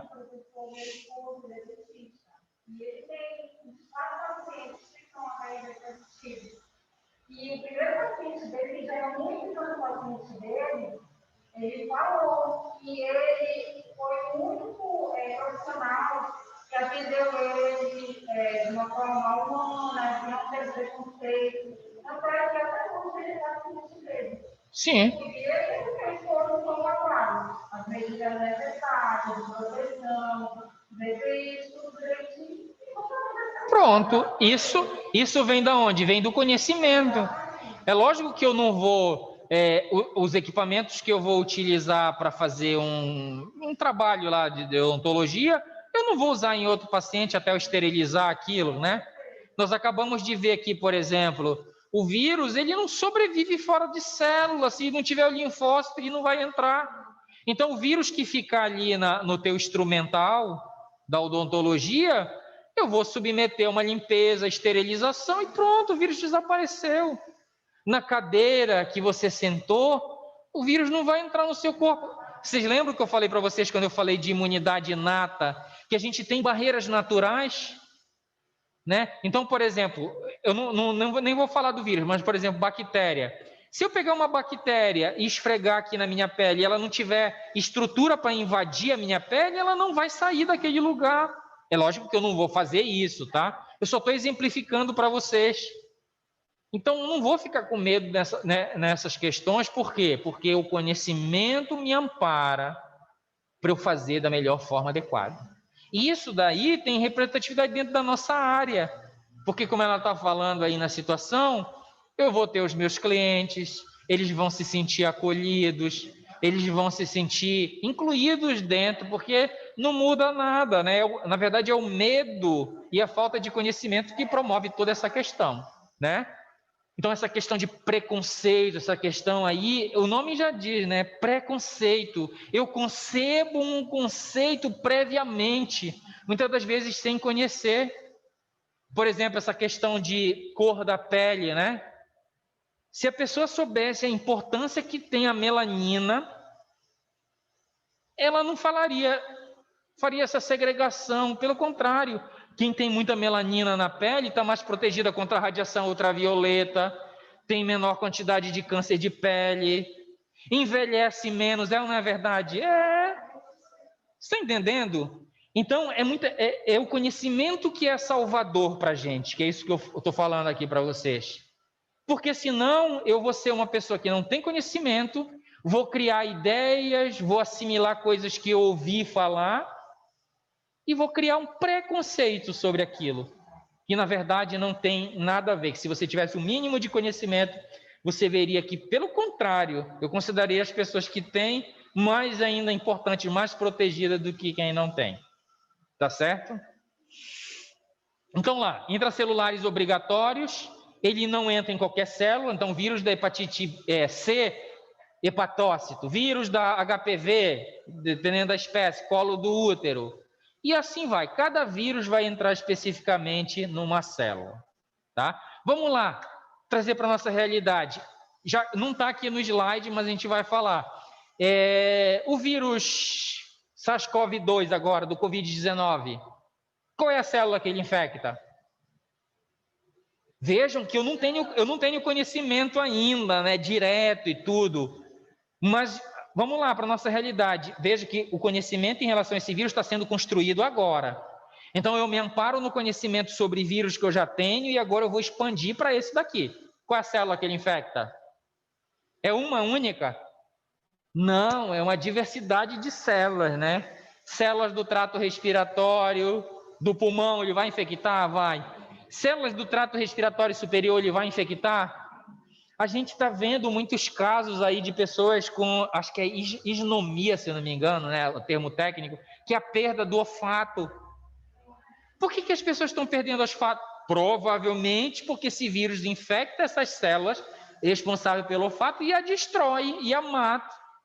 Se matou, não tem como ela ter a sua funcionalidade preservada, tá? Então, eles estão mostrando que, na verdade, esse vírus, ele é um dos fatores de patogênese dele, é a capacidade de infectar diversas células, inclusive de outros órgãos, rim. A gente vê muito paciente com disfunção renal, coração, vaso sanguíneo, fígado. Então, vejam só, se eu tenho agora um vírus que é capaz de infectar uma diversidade de células, eu pergunto, ele é mais capacitado a sobreviver ou não? É, muito mais. Tá? E aí eu vou perguntar outra coisa para você, já voltando lá para a imunologia no conceito de sistema. Eu pergunto, o meu sistema, ele vai sofrer um impacto maior ou menor? Maior. Imagina se esse vírus se dissemina para a corrente sanguínea. E pulmão e corrente sanguínea é muito intimamente ligado. E agora ele pode infectar diversos órgãos. E se infecta diversos órgãos, vai causar dano em diversos órgãos. O próprio vírus e a reação imunológica, concorda comigo? Que é os dois paralelamente que nós vimos que entram em ação. E imagina isso sendo... É como se eu jogasse bombas em diversos locais. O meu sistema talvez não suporte. Entre em colapso. Ou o meu órgão vai perder a funcionalidade, né? Eu vivo no meio dessa área e eu sei, os pacientes, logo segunda semana, quando é muito grave, hemodiálise, tem sangramento, porque tem dano de vaso sanguíneo de capilares, tá? Então vejo que é algo novo, mas que nós já temos conhecimento. Olha, eu acabei de falar para vocês, o vírus entra em células específicas, mas esse... Tem outros vírus que faz isso? Tem. Mas a gente está falando da nossa realidade, da nossa vivência, da nossa realidade agora, tá? E esse conhecimento a gente tem que extrapolar para essas questões aqui, tá bom? Então é muito mais perigoso, né? Muito mais perigoso porque ele vai infectar diversas regiões. Material genético, nós já vimos, né? É uma das características, ele pode ser de DNA ou de RNA. Eles são muito simples e pequenos, são pequenos demais. Eu não tenho lá na prática como mostrar vírus para vocês. Fungo eu vou mostrar, bactéria eu vou mostrar, mas vírus eu não tenho. Ele é muito pequeno, nesses microscópios aí simples de campo claro, não é possível mostrar para vocês, tá? Ele tem que ser menor do que 0,2 micrômetros. Isso é muito pequeno. 0,2 micrômetros é muito pequeno. Causa um estrago. Olha, se a gente puder olhar aqui para você, só para vocês terem ideia desse tamanho aqui, 0,2 micrômetros, vamos pegar aqui, ó, coisas que a gente consegue visualizar, né, enxergar. Então vamos lá. Algumas células eucarióticas, por exemplo, eu consigo visualizar. Tem células que são grandes, tá? A gema do ovo é uma célula. Consigo visualizar ou não? Consigo. Então tem algumas células que eu consigo. Tem algumas coisas que eu só consigo enxergar com microscópio de luz, ou esse de campo claro que eu estou falando para vocês, ó. Quais são as coisas, ó? Uma organela, uma bactéria, por exemplo. Então lá a bactéria, quando eu for mostrar para vocês, eu não posso dizer, olha, tá aqui a bactéria, não, eu tenho que botar numa lâmina, fazer uma coloração e a gente vai olhar no microscópio, ó. A olho nu dá para ver a bactéria e a organela? Não, tá? Então o microscópio de luz vai até aqui, ó. Menor do que isso, e olha, eu estou em 1 micrômetro aqui, ó. 1 micrômetro. Coisas muito menores, eu tenho que usar outros microscópios potentes, que a gente chama de microscópio eletrônico. E não é microscópio pequeno. Microscópio eletrônico, o de transmissão, por exemplo, toma conta de uma sala toda dessa aqui. O processamento para eu visualizar é semanas que eu levo para processar uma amostra para visualizar.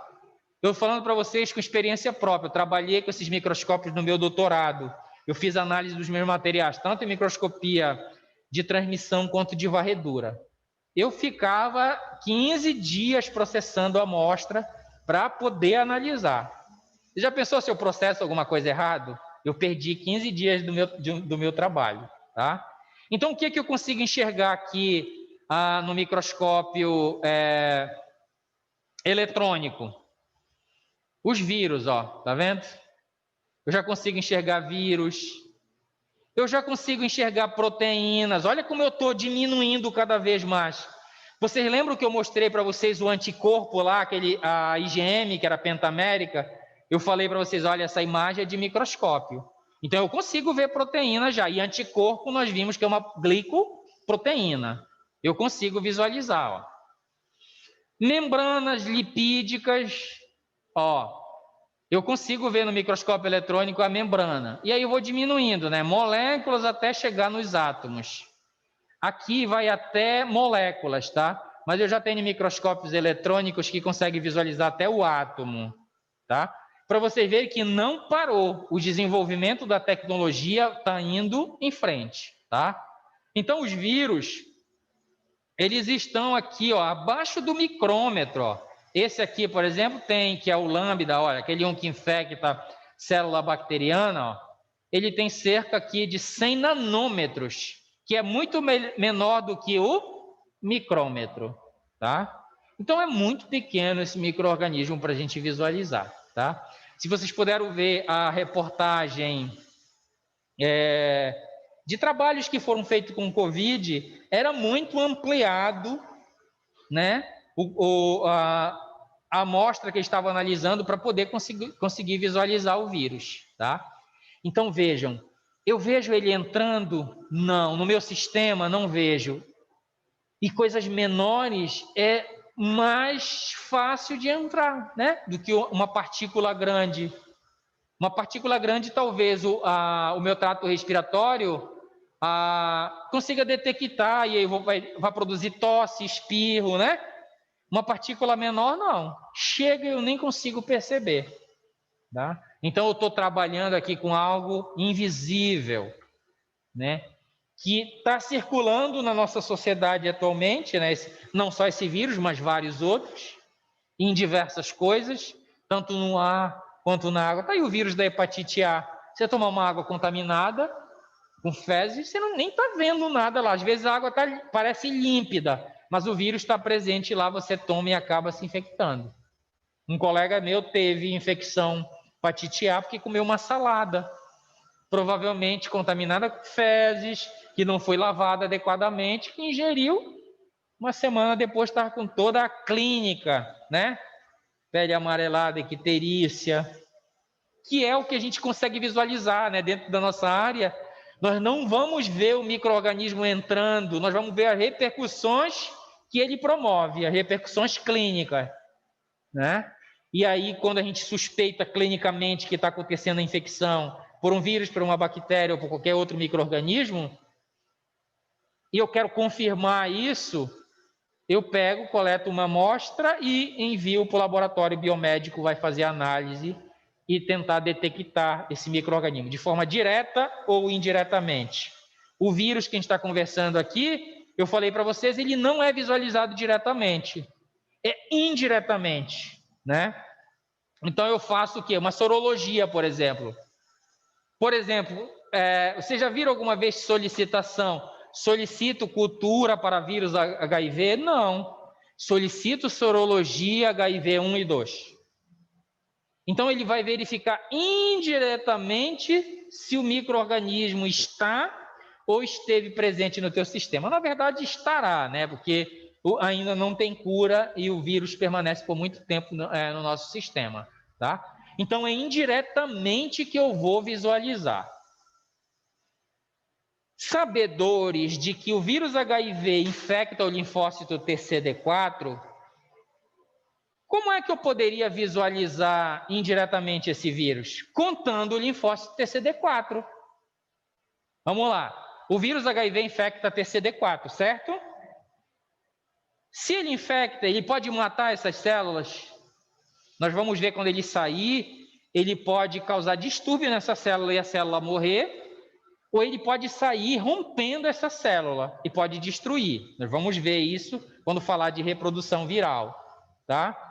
Mas ele pode matar essa célula? Pode, ele mata. É por isso que eu fico imunodeprimido, porque a maioria dos meus linfócitos TCD4 morre.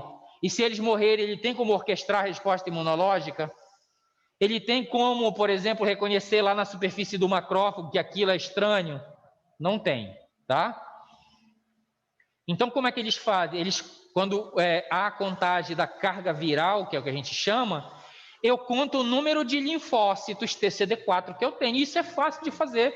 Eu tenho um equipamento chamado citômetro, que eu marco a célula e conto. Ah, olha, vou exagerar só para a gente entender didaticamente. Imagina que a quantidade normal de linfócitos é 100. Lógico que não é isso, é muito mais. É 100 o normal. Aí eu conto, tem 19. Vocês acham que o que está acontecendo? Essa célula está morrendo ou não está sendo produzida. Tenho que verificar o que está acontecendo. Eu fiz sorologia, detectei que o vírus está presente lá, eu tenho anticorpos contra o vírus, né? Por isso eu digo que ele está presente lá. Aí agora eu sei que tem o vírus e eu posso verificar a quantidade dele de forma indireta, pela quantidade do linfócito. Se o linfócito estiver em pequena quantidade, o vírus está em grande ou pequena quantidade? Grande. Se os linfócitos estiverem no normal, significa que a carga viral está baixa. Então veja que eu estou contando a quantidade de partículas virais indiretamente. Eu estou olhando o vírus e contando? Não. Eu estou contando os linfócitos que a célula que ele infecta. Então é assim que é feito para a contagem de carga viral. No caso do parto que eu falei para vocês lá, a mãezinha está tomando o antirretroviral de forma adequada, na dose adequada, e eu fico acompanhando o pré-natal dela, a carga viral. Então, de não sei quanto tempo, 1 em 1 mês, 3 em 3 meses, eu peço a contagem de carga viral, para eu acompanhar. Então, se a carga viral está muito baixa, a chance de transmissibilidade é maior ou menor? Menor. Então, quando eu consigo graduar isso, eu consigo, inclusive, ir lá evitar com que a criança nasça sem o vírus, tá? Isso já é possível ser feito, tá? Então, eles são muito pequenos, eles estão aqui nessa região, que eu só consigo visualizá-los com microscópio eletrônico. E o questionamento que eu falei para vocês é esse: eles são seres vivos? Né? Tem um grupo que diz que sim, uma vertente, inclusive, de virologistas, né? Sempre tem as linhas, uns que dizem que sim, outros que não. A linha de pessoas ou de cientistas que dizem que sim porque ele apresenta a reprodução, apesar de não ser ele que faz, mas ele consegue se reproduzir. Ele entrou numa célula, ele consegue, né? Ele vai usar a maquinaria da célula para formar a cópia deles. E a reprodução é uma das características dos seres vivos, concorda comigo? Reprodução. Possuir material genético, ele tem material genético? Tem. DNA ou RNA. Não interessa se é cromossomo, se é complexo ou simples, ele tem material genético. Dizia um professor meu de virologia, na especialização: Jorge, eu sou da linha que diz que é um ser vivo. Sabe por quê? Porque para mim não interessa se é formiga, se é árvore, se é fungo, se é ser humano. Tem material genético, é ser vivo. Tem algum ser vivo que não tenha material genético? Não. Então, eu concordo com ele nessa questão. Então, não interessa se é formiga, se é unicelular, se é multicelular, é ser vivo. Tem uma informação genética capaz de manter aquela célula, ou aqui no caso do vírus, aquele arcabouço proteico organizado. Tá bom? Outra característica, ele sofre adaptação, que foi aquilo que a gente comentou no início da aula. Ele consegue se adaptar. Qual é a possível adaptação? Eu falei para vocês. Se não tem, alguns vírus, quando não tem a célula hospedeira, ele fica cristalizado até que encontre a célula. Outros, como por exemplo no caso do vírus HIV, por que a gente não tem a cura do vírus HIV? A destruição total, porque ele consegue se adaptar. Uma das adaptações é sofrer mutação. Outra adaptação é conseguir se esconder dentro de determinadas células e ficar ali quietinho. Então, muitas das vezes, quando eu faço a carga viral, ele está 0 na corrente sanguínea. Mas significa que o vírus desapareceu? Não, ele está escondido lá nas células dentro do linfonodo, por exemplo. Lembra do linfonodo? Está escondido lá. Olha aí a microbiologia, a imunologia. Ele está escondido dentro de uma célula. Aí eu cessei o tratamento, porque a minha carga viral está 0. Daqui a 15 dias, ele reativa novamente. E vírus faz muito isso. O HIV se esconde, o HPV se esconde, o herpes, que é muito comum da gente ver herpes genital, herpes labial, ele desaparece, fica quieto lá. Quando a tua imunidade diminui, o que é que acontece? Quem tem herpes labial, que vai para o sol, época de férias, o que é que acontece? Reativa novamente. Então o vírus ele não desaparece, ele fica lá. Aí eu pergunto para vocês, isto é ou não é adaptação? É. Então é uma das características dos seres vivos. Esqueceu? Então a adaptação é uma das características dos seres vivos. Todo mundo se adapta, né? Quem é que vai ficar vai evoluir? É os que conseguirem se adaptar às situações. E a mutação, que os vírus são campeão de fazer mutação, tá? Porque vejam só, ele não tem aqui, nós dentro da nossa célula, nós temos sistema de reparo, tá, pessoal? Então, por exemplo, se eu tenho um erro na leitura do material genético, eu posso reparar aquilo, porque eu tenho enzimas, eu tenho todo um arcabouço bioquímico. O vírus não tem, às vezes ele tem uma enzima apenas. Então, quando tiver aqui um erro de replicação nesse material genético, eu pergunto, vai ter como consertar? Não, vai passar para a geração posterior. E se esta mutação, se esta mudança não for deletéria, ele vai passar para frente, tá? E aí eu posso me modificar. Não sei se vocês lembram na época do H1N1. Começou H1N1, agora GH2, já tem até o 7, acho que é H7N7, alguma coisa assim. O que foi que aconteceu? Mudou, ele sofreu mutação e essas proteínas, né, de superfície modificaram também. E isto é muito peculiar dos vírus, a questão da mutação, tá? E a vertente que diz que não são seres vivos é porque eles são acelulares, ou seja, eles não são uma célula, e que eles têm ausência de metabolismo próprio. Você vê que a vertente que diz que são seres vivos tem muito mais argumento do que os que dizem que eles não são seres vivos. Tá certo? Então, nós vamos ficar por aqui hoje, tá? Para a gente não avançar muito, mas já vamos ficar aqui com a ideia da questão de que esses vírus, eles são praticamente partículas, né? Capsídeo envolvendo material genético. Então, nós já temos esse conhecimento. Esse material genético pode ser DNA ou RNA. Nós vimos que esses vírus, eles infectam células específicas. Alguns têm versatilidade, como o SARS-CoV-2 agora, do Covid-19, que pode infectar diversas células, tá certo? E a gente fica aqui com essa questão aqui, termina aqui nessa questão, olhando as características gerais dos vírus, e com esse questionamento se são seres vivos ou não, tá? E na próxima aula a gente continua. Ok? Obrigado, até a próxima. Tudo certo em casa, pessoal? Alguma dúvida? Tudo certo, professor.